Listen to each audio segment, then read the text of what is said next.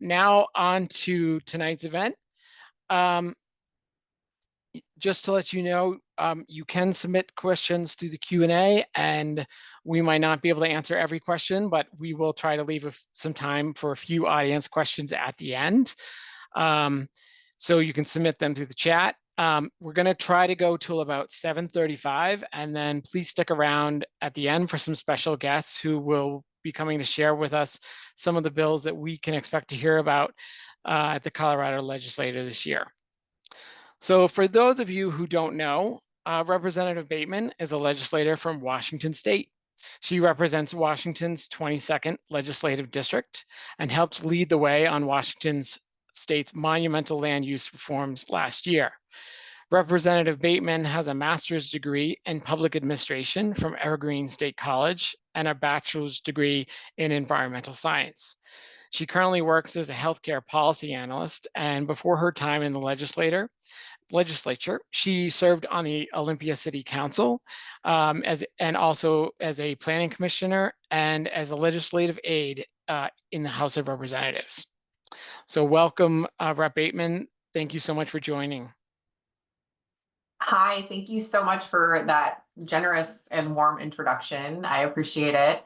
I'm really excited to talk with you today about our progress in Washington State and hopefully share some learnings that we've had here, and hopefully our experience that we went through to get where we are today will be beneficial for you as you work on your advocacy to create abundant housing in your state.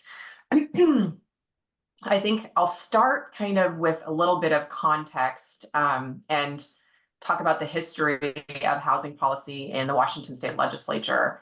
So we have the Washington State Growth Management Act, which passed in the early 90s, and that stipulates that growth is concentrated in cities and that we try to prevent and we restrict development in our rural areas to preserve habitat, critical areas, farmland. I think this is a law that many states have.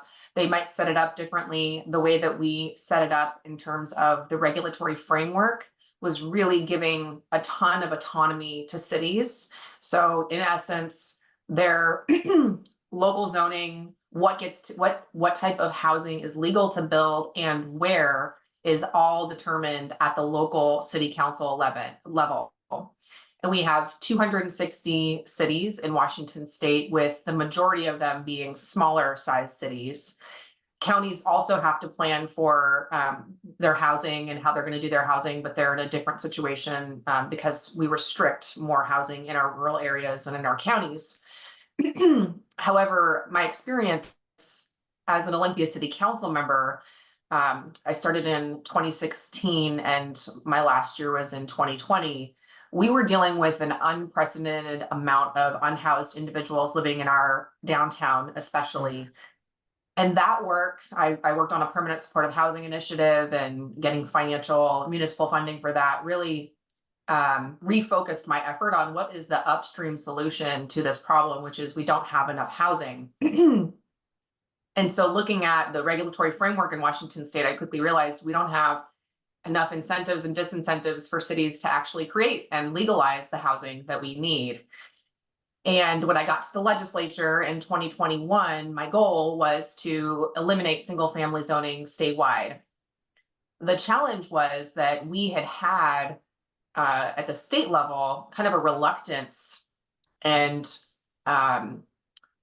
not necessarily moving quickly on housing policy. We had a local government committee where for many years, people jokingly, actually sadly, referred to housing bills going to die in the local housing committee, because the way that we had split it up was, if all the housing policy, all the zoning and regulatory changes to increase housing and to make housing more feasible to be built was all going through this one committee with this narrow lens of local government. And then we would have, as any committee structures have in the legislature, you have the advocates that come in, and when it's cities, they're pretty much opposed by and large to anything that's going to take away their autonomy. And, they call it local control. They want to maintain local control.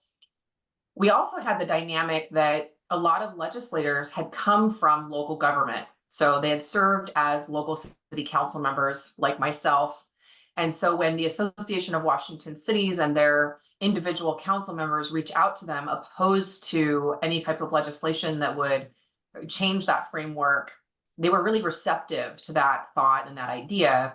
And we kind of had just a culture of deference to cities.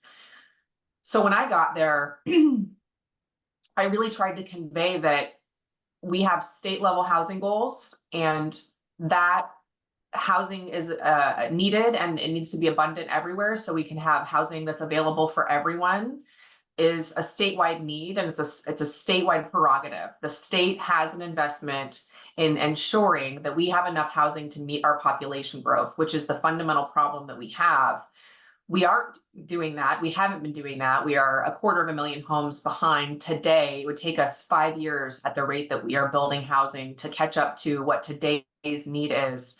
And so my emphasis was on really reframing that in terms of this is a statewide need. It deserves a statewide solution, and it's really interconnected to so many of our goals at the state level.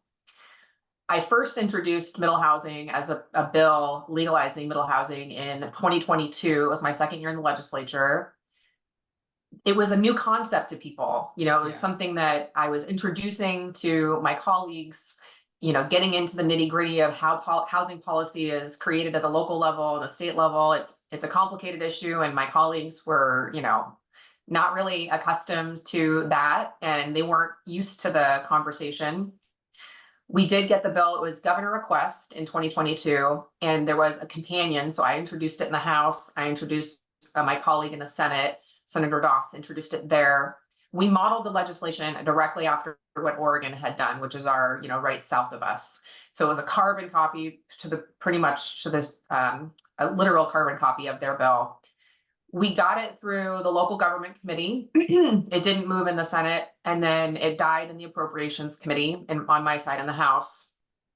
And in that time, it became really clear to me that there was a lot of education that was needed amongst legislators. There's I think a disconnect in a lot of cases between legislators and the housing crisis and what that experience is like for their constituents. If you own a home and if you have a mortgage payment that is quite affordable because you've owned it for a long time, if you are highly educated like myself, and, you know, I own my own home, and, you know, the higher that you go in your career, your income also is commensurate with that. So you just get further and further away from the experience and the struggle and the day-to-day challenge that people have when they are trying to find a place to live and come up with first, last, and deposit, which now is thousands and thousands of dollars. And it's a generational thing. You know, when you talk to younger people, they really understand it. They completely will admit that, you know, they don't even know if they're ever going to own a home in their lifetime. They've really, you know, I mean, I've talked to young people that have said to me, I will live in a studio bedroom apartment was formerly a garage. Like, you know, that's a really dire and desperate situation for a lot of people. And so because we were not able to move that bill out of the appropriations committee, I really recognized that there was a lot of education that needed to be done, a lot of focus on outreach to my colleagues to convey to them how urgent this issue is and how necessary it is. Quite frankly, I was very, very disappointed, and I questioned my role there as a legislator and asked myself, would I be better as an advocate from the outside, you know, coming in? But then I came up with a plan after session ended, and I was like, we're going to come back next year, and we're going to come back even stronger. And so my focus was another learning that I had was when we introduced the bill the first time in 2022, I'm in a wonderful group of people right here, and you're all YIMBYs, right? You're all housing nerds. And we can all admit that we get into conversations about, you know, minimum lot sizes, setbacks, minimum height requirements, and, you know, all the things FAR. Don't get me started on FAR. So when we were talking about it, when I was trying to talk with my colleagues about the bill originally that first year, I mean, they would just kind of glaze over because that's, you know, technocratic language to them. And so my goal when I brought it back in 2023 was we have to talk about this issue based on the impact that it has on families. We have to talk about it like it's a kitchen table issue, because it truly is. And so we have to talk about the human side. And so I really focused on, every single time I talked about it, I said, this is about people. This is about people postponing building a family, putting down roots, like my little sister, who is a 28-year-old pediatric nurse and cannot afford a home in King County where the median home price is $800,000 with a dual income. It's about young people not being able to build, intergenerational wealth, giving it to their own family. It's about people not taking jobs because they can't they can't live in where they want to have a job, or commuting hours to and from work and not spending time with their children. It's about, all the wage gains that our labor brothers and sisters have made over the years, just being completely decimated by the exponential increase in cost in housing. So their wages are going toward, it's not funding at a high enough rate. It couldn't even compensate for the cost of housing. And when you talk about it like that, you're really getting to the heart of the issue. And when you talk to legislators, they want to hear the personal side. And that's one of the strengths of the issue of housing. Looking at my notes, make sure I'm telling you all the things that we learned.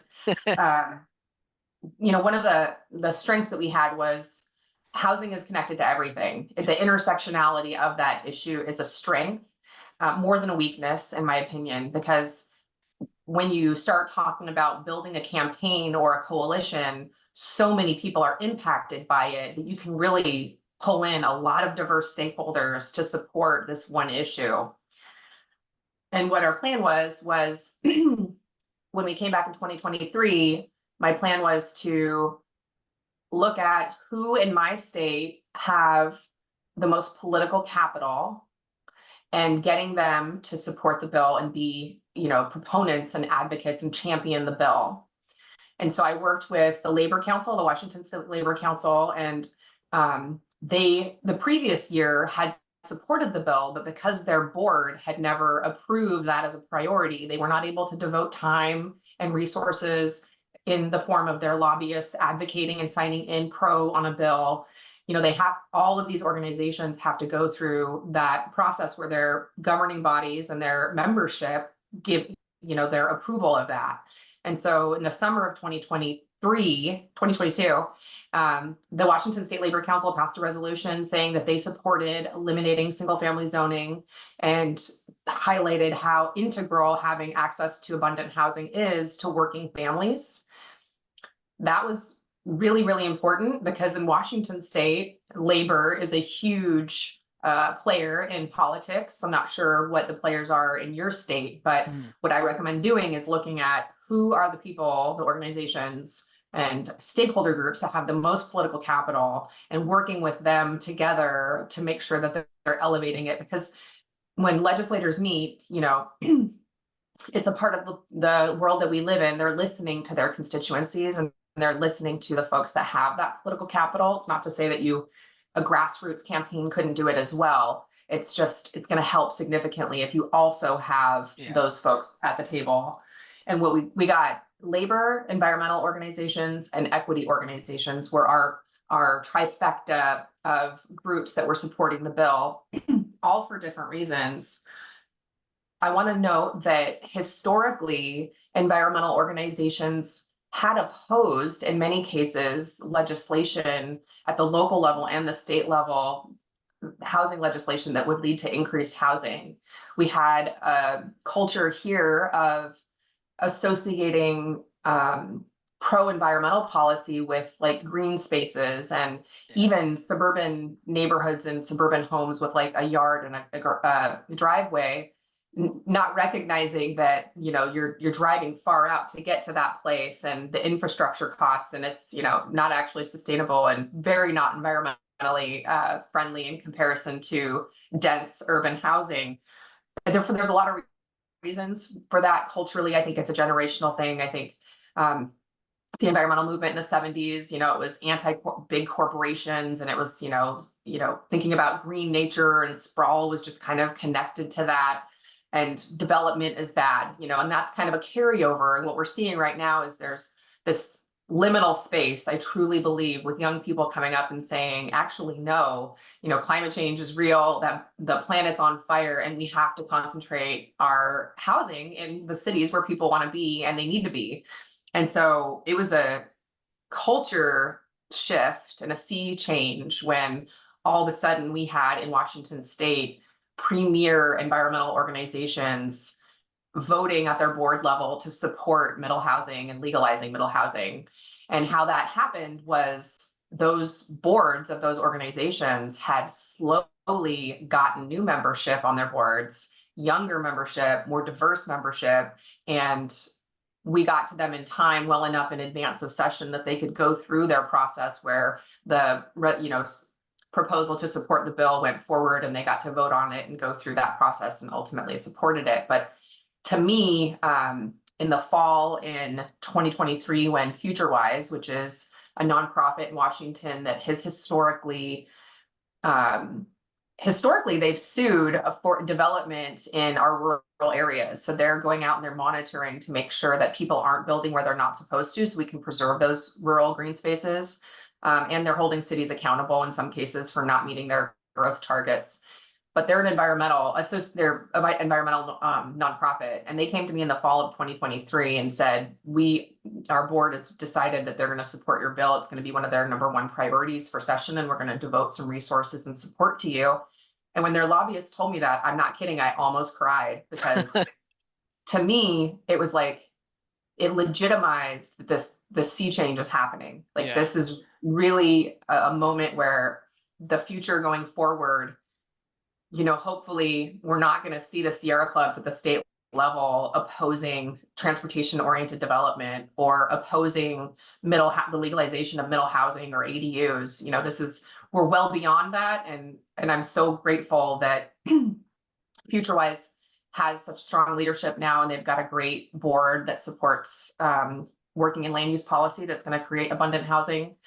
And so with that, our refocus on a coalition that included those 3-tier organizations with the most political capital based on our perception, and the support from the Washington State Labor Council with their resolution, getting our bill ready in advance and having a draft so we could send it out to the other organizations, not just environmental, to get, I was telling lobbyists, like, I'm going to be sending you this bill. I want you to run it past your board, and I would really appreciate your support, signing in pro, testifying in support. And then when, FutureWise came on board with me and was like a team, I mean, it was like the perfect storm for positive things to happen. And so we got a lot of support, more than I had anticipated. Everyone from really unlikely bedfellows, actually, chambers of like the 3 largest chambers of commerce in Washington State signed a letter to the editor in the Seattle Times. The Washington State Builders Association, realtors, labor, environmental organizations, the Washington Business Association, even. Did you have a question? Yeah, I was going to ask. So you got votes in both the House and the Senate from. I mean, it passed with pretty healthy majorities, right. And you got votes from both Democrats and Republicans. And in fact, your co-sponsor was a Republican on the middle housing bill. So I'm wondering, so you go from one year where like you can't get anything out of committee basically, and the next year you have these large bipartisan majorities. So that's quite a sea change from one year to the next. Right. Yeah, I forgot to mention that during that summer of 2023, I was also going out and meeting with legislators in their districts, meeting with them to tell them why the bill was so important, why I was coming back with it, and, getting their input, driving all over the state. And also met with Representative Barkas, who fortunately is my next door neighbor district-wise. And his office was right across the street from mine. And so met with him and asked him, can you be my co-sponsor this year? And he had seen it fail the year before. And he and I really align a lot on the supply side of housing and how we have to reduce the barriers to, I mean, we disagree on other things, housing policy wise, but for me, the bare minimum is we need to be building enough housing to keep up with our population growth to even have a chance to solve this problem. And he really agrees with that. So he was my co-sponsor, and I worked with him in tandem the whole way. So what that looks like is, he's reading the bill, he sees it, I'm drafting it, he's, letting me know, he basically, agreed with it. And then as the bill moves forward and through all the changes, which were plenty, like I think I went through 3 substitutes in the policy committee. I mean, it was a tremendous amount of work. So every time these changes were happening, I have to keep him in the loop. I have to let him know what's going on, because he is the housing Republican. So the Republicans in the House look to him as the expert on housing. Yeah. And when the bill changed, he needed to be able to go and talk to his colleagues and explain to them what those changes were. And he needed to be able to do that in a coherent way. So I couldn't just drop the bill, have him, be the co-sponsor, and then not connect, it wouldn't work that way to be disconnected. So really communicating with him consistently and being respectful of his expertise as well. So by the time it got to the floor, he spoke in support of it. One of the Republicans said we have some concerns, but the vote was the majority of the Republicans voted to support the bill. That's amazing. Can you just give us a high level overview, because maybe not everybody knows what the bills were passed, but can you talk about the bill you sponsored and any other, maybe give a quick overview of any of the other bills that actually passed the legislator? I know there was the middle housing. Yes. So my bill, middle housing, House Bill 1110 from last year, legalizes middle housing statewide. It has 2 categories for cities, 25,000 to 70,000, and then 75,000 and up. So the 25 to 75,000, it requires all cities to make it legal to build duplexes everywhere that residential is allowed, and fourplexes mile walking distance of transit, or anywhere if one of the 4 units is affordable. So that's duplexes everywhere, 4 units if you're near transit, or 4 units in any neighborhood, no matter where it is, as long as a quarter of those units are affordable.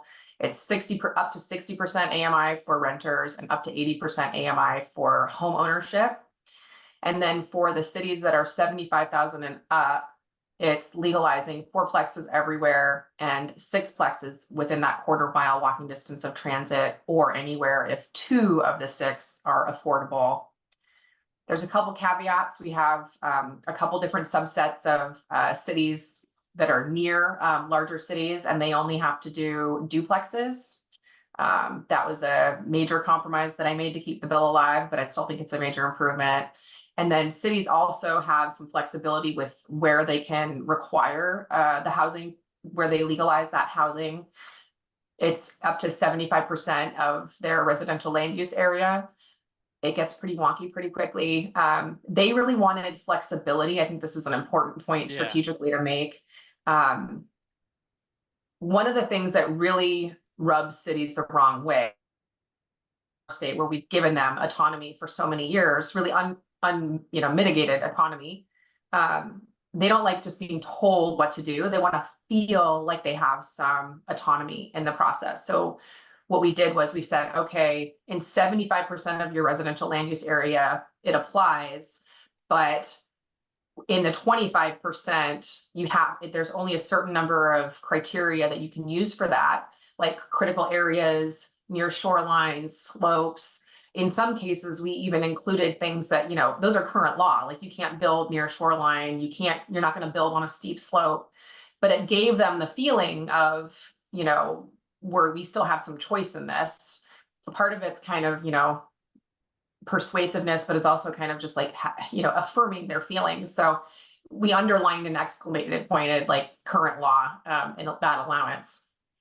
That was the middle housing bill that takes effect for all of our comprehensive planning cities on a rolling basis, depending upon when they pass their comp plan. So December 2024 is our next round of cities, and they have 6 months to update their development regulations. We also passed House Bill 1337, which was a Representative Mia Gregerson bill, which legalizes ADUs anywhere in any city, and it doesn't matter population size, up to 2 on any piece of property. And then we Goodness gracious, I'm trying to think. We passed so many housing bills last year. We had a lot splitting bill that did not pass, and that would have allowed for a single lot line split and made that process much more administratively easier for people to navigate. That bill did not pass last year, but fortunately we brought it back this year, and it's the very first bill out that we passed on the House floor the very first day. And I'm hoping that that will move through the Senate quickly. It's really important that we have homeownership opportunities for the middle housing as it gets developed, for obvious reasons. Well, I wanted to ask, so you, I believe when you were on the Olympia City Council, you sponsored a middle housing bill there. And so it seems like you have a particular focus on the middle housing. And I wonder if it's because of that reason you just mentioned. And also in terms of, working with cities, there's, we hear a lot about local control as well. And there's a lot of arguments that they're like, well, cities should do this on their own. And I wonder if you have a reasoning why it shouldn't, you want to give some cities some options, but maybe you don't want to leave it all up to them. Oh God, yes. So the city council, while I was there, directed the city manager to come up with a proposal for legalizing middle housing at the city level. I was an instigator and a proponent of that, but it was a whole council decision. I will say that so this is a twofer for you, my answer. That process, Olympia, for context, is a liberal city, 55,000, and all Democrats on the city council, proclaims itself to be very progressive and very liberal. It's known for that. It took us 4 years to pass an ordinance legalizing middle housing. It 130 public meetings, something like that. It was an insane amount of public meetings, 1,200 pages of written comment, 3 public hearings over 4 years. I mean, it was an absolutely insane amount of time. Yeah. And so that was what led me to think, we're in a housing crisis. We have unhoused people living on the streets.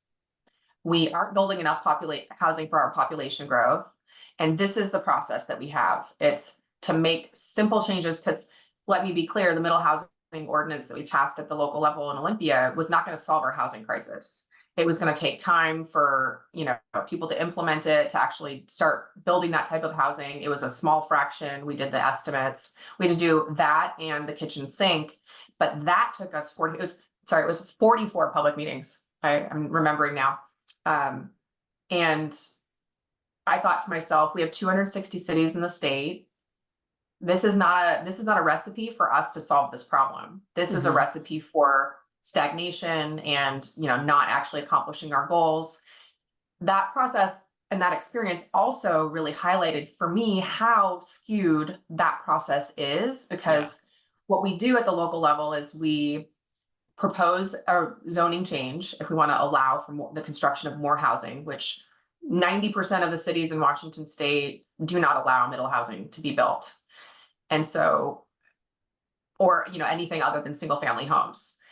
And when you want to change the zoning to allow for diverse housing, say you have a progressive city council like that, you reach out to all the neighbors in the area, if it's a part of the city or the whole city, you're letting people know that change could happen. You're asking them to weigh in. So you're asking people that live in the neighborhood, that are already there, that already own homes, hey, we think it'd be a really good idea if we allowed more construction so we could build more housing so we could have more neighbors. Do you think that's a good idea? Do you support that?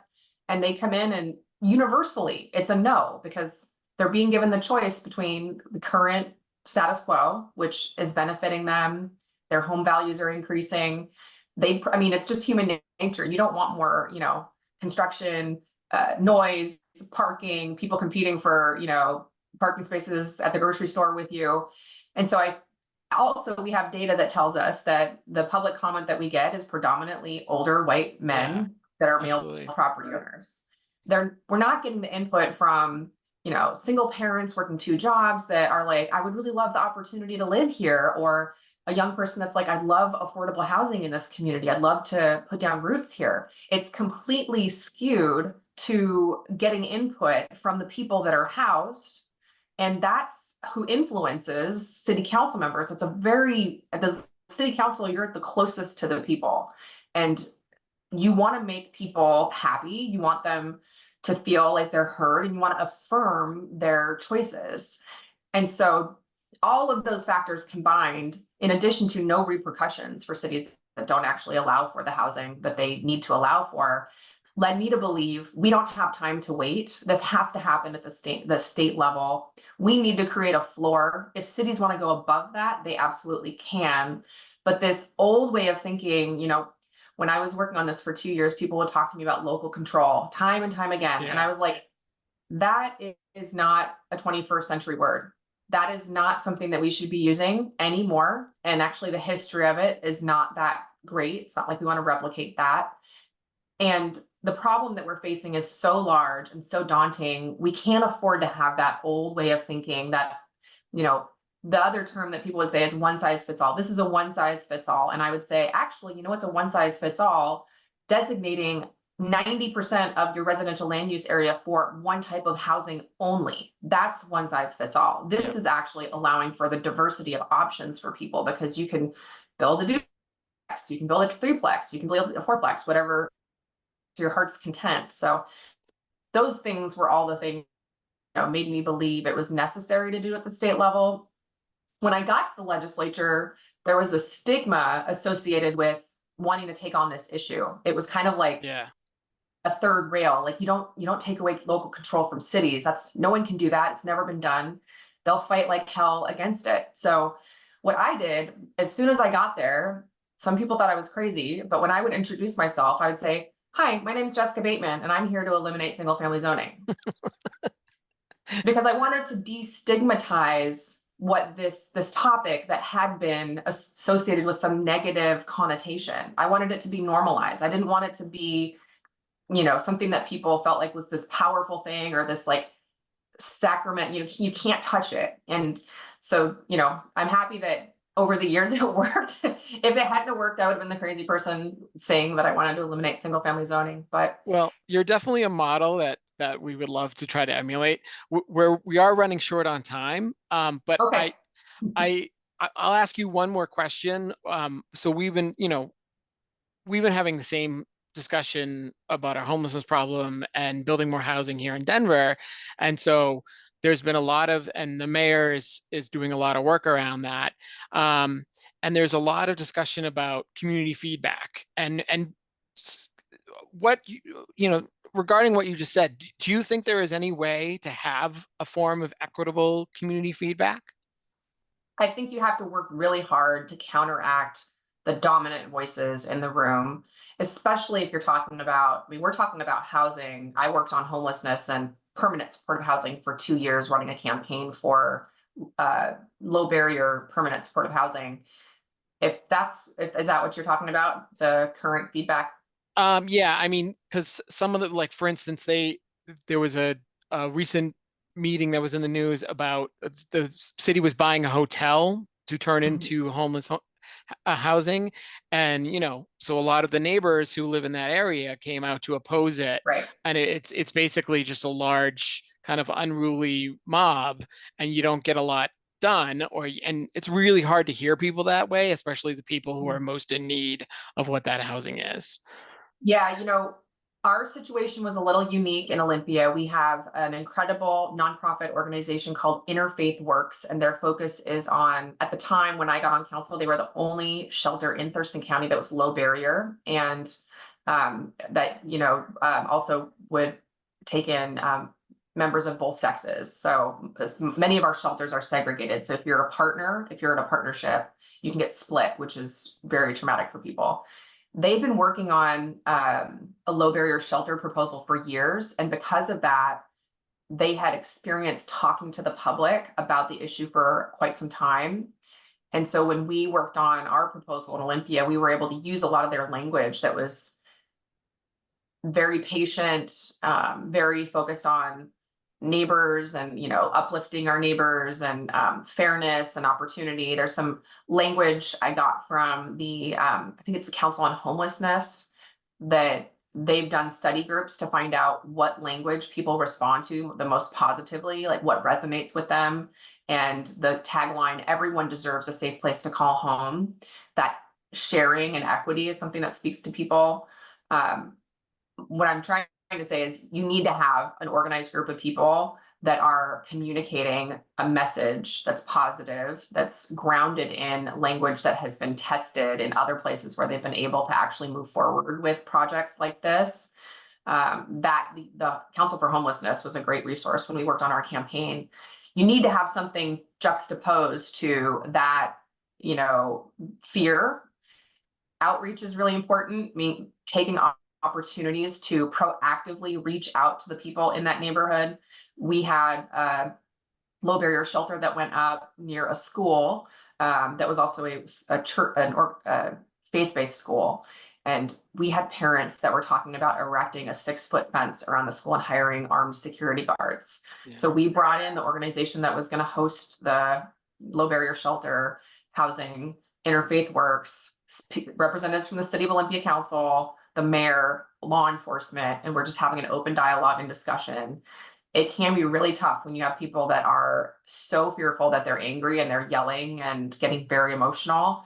You do have to let them go through that, but you have to have a city council and a process, to where when it starts to go sideways, you have a way to redirect, because you can't just have people yelling at each other. That's not going to be positive and helpful. Having an organization that is whoever, if it's the city that's going to buy that and they're leading, they need to be able to handle and redirect some of those questions and proactively engage with people to help quell some of those concerns. And the language that people use is really important in my experience. Mm. Well, thank you so much. I wish we had more time because you've shared so much information, and I know we got some late questions in the chat, and I just don't think we'll be able to get to them. If we might reach out to you with some questions. Would that be fine? And maybe we could get some, if we had some specific questions about some of your policies. We'd love to keep a dialogue going. I just wish we had more time, but we do want to get some other folks. I'm happy to talk about housing anytime. So I'm happy to follow up or come back again. Our legislative session just started, so I am quite busy right now, and it's going to get crazier, but please do follow up. I'll try to get back to you with written questions. And then if you ever want to chat again, just let me know. Good luck with everything. Thank you. We are going to have, if you're able to stick on, you're welcome to, but if you have to go, that's fine too. We're going to hear from some with my dog.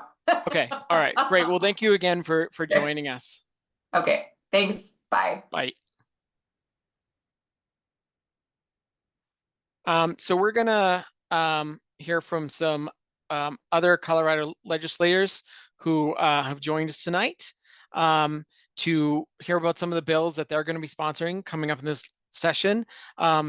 Representative Alex Valdez has joined, and he has asked to go first since he has some other commitments. Let's see. Let me see if I can unmute you. I'm unmuted. There you go. All right. Well, Representative Valdez, thank you for joining us. So we understand you're running a bill this year, and I believe it's on single stair. Can you tell the audience about that? Yeah, thanks for having me. It's very exciting to be here with a group of like-minded folks who believe we need to be doing anything and everything to increase the housing stock and the accessibility across the spectrum of cost. Like you said, I'm doing a bill on single stair, and it was actually a bill that was brought to me by an aide at the Capitol named Drew. He's actually I think he might be here. I don't know, but I think Drew is in the audience tonight. We might hear from him in a minute. Yep. It started with him, so I want to give him credit. And really what we've been able to construct is a bill that's going to, we're still trying to figure out the date that it will officially become law, but it will probably kind of align itself with the rest of the housing package, but will enable any structure that's going to be 5 stories or greater to be a single stair property, or to be a single stair development. And what's interesting about this is that we've gone for it has to be, as opposed to you know, I came on here a little bit late, jumped in from another meeting, heard about the local control thing. That's real, of course, in Colorado. Every day, all day, we're down there at the Capitol fighting for the statewide interest against, you know, a lot of folks who believe in the local control. What we've been able to do here is really create an exciting piece of legislation that's really simple in its creation. I think where we are at today is that we would like to be able to provide model code. We'd like to make this easier. And so the part of the bill that we're continuing to work on really has to do with how we are able to provide that technical assistance, either in the form of model code for single stair, which we would look at someplace like Seattle or Honolulu, which has now done something very similar. So we would be looking there to kind of give folks in Colorado the ability to kind of copy, for lack of a better term, what DOLA will agree is good legislation in this area. So really, it's a simple piece of legislation, and the reason behind it is simple as well. We remove a stairway out of a building. Let's say it's a 6-story apartment building. We remove one of the stairways and gain approximately 6 to 10% more square footage per floor. It also allows unique designs and things I think that could be really nice to bring to a place like Denver, where we've seen a lot of development without a lot of architectural interesting componentry to it. So that, you know, that's one of the other things that developers want to do innovative things with the space that they save. They want to build larger apartments, which I think is something that, as a representative of downtown, is a big deal. We don't have a lot of kids down here. We don't have a lot of 2-3 bedroom apartments. Yeah. And so just finding ways to create more opportunities for family style housing, as opposed to what we build in my district, which is really just 1 bedroom, you know, properties that people come and people go. So to me, it's really important because, number one, it can create community, and the developers who want to do this, they want to build property to sell at a less price, you know, believe them if you will.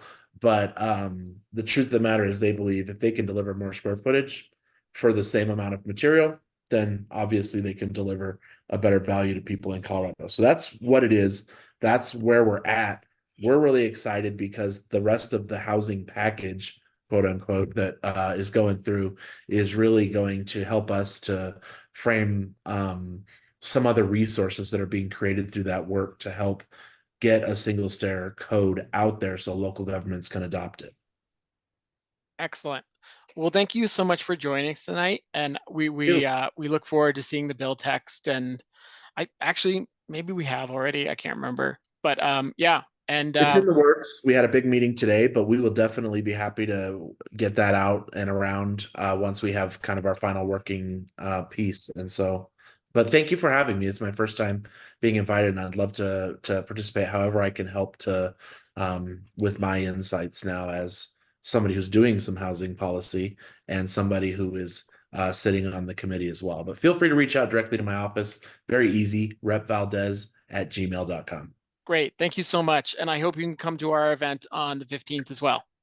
Thank you. Sorry I'm in such a No, rush. understandable. It's a busy time of year. All right. Have a great night. All right. Thanks, Drew.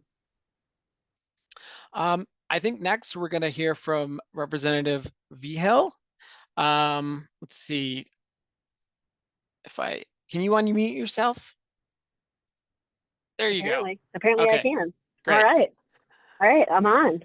Well, thank you for so joining much, us. everybody, for Sorry, go So ahead.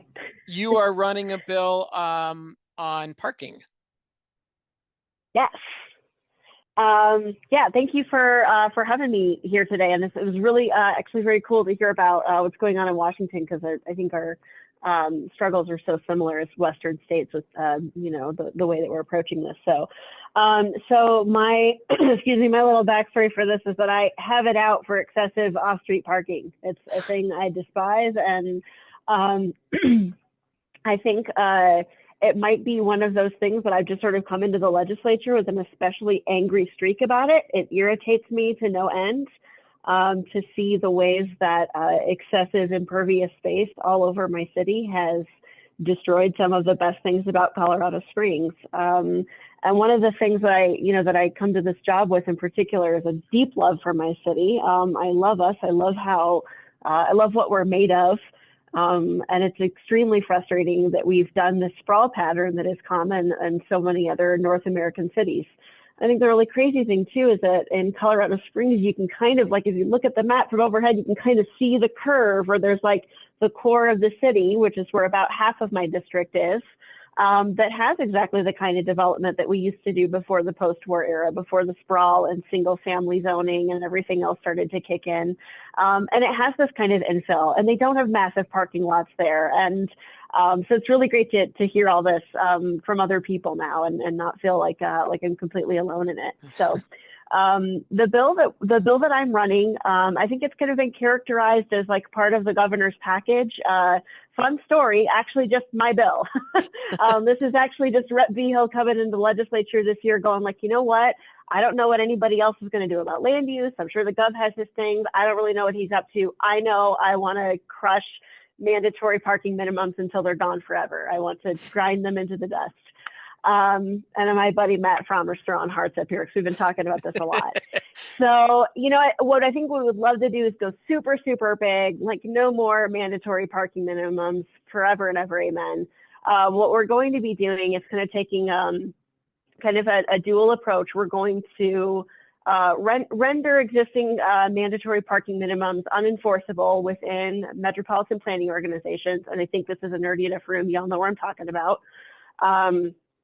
It is still going to put us into some spaces that are technically rural, so we want to be careful about that and kind of open to adjusting some things. For now, we're just all throughout the MPOs. And then we're going to task DOLA with developing some of the tools that are showing really good results in some other states and some other jurisdictions. Getting builders the ability to right size their parking, not just not be forced to build a minimum amount, but to build what actually makes sense, install what actually makes sense. Getting more tools in place for parking sharing, ways that you can unbundle the cost of parking from the cost of the rent or the mortgage or what have you. And also helping local governments develop enterprises and other sort of parking sharing mechanisms. There's just so many ways that we can accommodate the cars that people do want to have without forcing absolutely everybody to pay for cars like it's the only mode of travel.